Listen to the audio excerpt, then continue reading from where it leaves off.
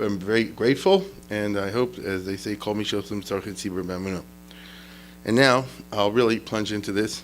You're going to laugh at what I'm saying. I'm not saying it's to be funny. I'm not exactly sure where I'm going to go with this tonight. This is an idea I'm experimenting with. I have some very definite ideas of what I want to do, but I have very different ideas of where I don't know where I'm going, but it doesn't bother me. It won't bother you either. The title over here is sort of self-explanatory, except you don't know what I'm talking about. I follow. Well, let me explain. A couple weeks ago, maybe you've had this experience also. I figured, my mother passed away in July, August, I don't remember anymore. It was a long time. I got a long time to go. Then I looked at the map. It's like 3 weeks away, which means I had to hurry up and finish the Gemara in time. And number one, and I said, I want to come up with some idea over here, and I had absolutely no idea what to speak about.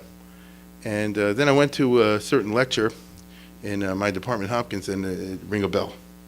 And the result was that I started thinking of this, that, and the other, and I made this connection, started connecting my own particular set of dots, and here we are today with Reb Elchonon and Immanuel Kant and the Sefer Ha-Bris and the deconstruction of Maimonidean metaphysics in the late 19th century in the dorm of the Telshe Yeshiva.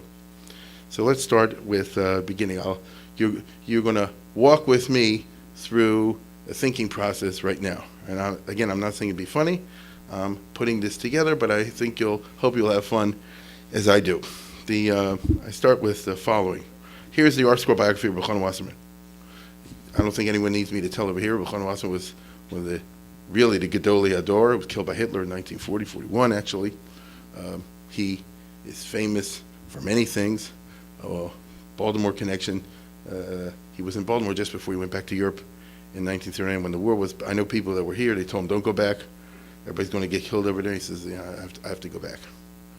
And he also was Mr. Hashkafa. If you want to talk about Yeshiva Hashkafa, what they call Das Torah, as the current parlance is right-wing Yeshiva ideology, one of the poster boy. And yet, so I look at the article biography, and I remember this from many years ago, and it's only when I heard this speech that it triggered off something in my mind. But it's a very interesting bio of Reb Elchonon Wasserman. He was born in 1879 in the same town as Mayor Katz's family. So Mayor was telling me the other, in Berzha, northern Lithuania. And I don't think there are too many people in that town.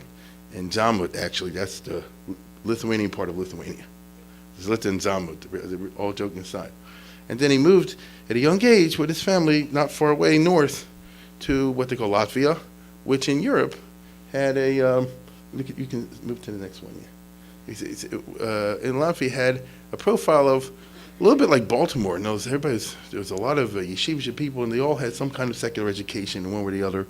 But either they didn't talk about it, or they did, or they incorporated in their own ways. It wasn't that they exactly went to university, but they sort of did. It was one could have a whole long discussion about what you call Latvian Jews, which I'm sure not too many people know. And unfortunately, in this Holocaust, every single child in Latvia was killed, every Jewish child. Not one survived. So I'm talking about a period before that. And according to what it says over here, his parents already were, when he was young, it was a little bit too modernish, as they were. And like many Iluyim from that era, he went to Telshe Yeshiva. This is in the 1890s. He was there from 1890 to 1897. At that time, the Telshe Yeshiva was the hotspot, particularly after the Volozhin Yeshiva closed down, or was forced to close down, in 1892, 1893. Even before that, but certainly afterwards, the Telshe Yeshiva went through its glory years. People came from all over the Russian Empire, all over, and it was hard to get in. You had to have special documents and all kind of things like that. There are numerous stories about this. There's an entire book over here, I'll reference it a little bit later, from two professors, Professor Edges and Stemfer from Israel. They collected, it's called Yeshivos Lita Pirkei Zichronos, which they simply collected a bunch of memoirs. They're fascinating. That have been published in different places over the course of the 20th century by people who went through the different literature yeshivas, Slobodka, Tels, Mir, Navardik, and so on and so forth. Some of these people became big Rosh Yeshivas. Other ones became big communists. And some of them, Zionists, and everything in the middle. And they all write in different ways about their experience in yeshiva. One thing is clear, that the Lithuanian yeshivas, and I'm talking about a very specific model, there's really about 4 or 5 of them. There were many yeshivas in Lithuania. They're not Litvish yeshivas. It's important to know this. There were numerous yeshivas. Maybe you'll read about it sometime or another. That this person studied in this place, that place. There's small little this, or some were larger. They weren't what's called the Litvish yeshivas. Those places had a special cachet as sort of like a graduate school. You're talking about Telshe, Slobodka, Mir, I don't know, 2, 3 others. And this is the way it was. So the best and the brightest were attracted to these places. It was hard to get in. And to the Jewish world, at least at that time, if you were from the part of the Jewish world, this was the Harvard and Yale. Okay? I can't tell you really the prestige that the Telshe Yeshiva particularly enjoyed in the 1890s and early 1900s, particularly during the lifetime of its first Rosh Yeshiva, the famous Telshe Rav on the left, Reb Elchonon Gordon, who was world famous and was a real character in the best sense of the word, and really had a magnetic personality. And the number 2 was Reb Shimon Shkop. So you understand, we're talking. He had what in their Israel they would call Rabbi Kolevsky shir. So you could just imagine what a set of heavy hitters they had in those times, and therefore the best and the brightest were drawn to Telshe, including Yochanan Wasserman. Yeshivas, especially Litvish yeshivas, has a certain dangerous side.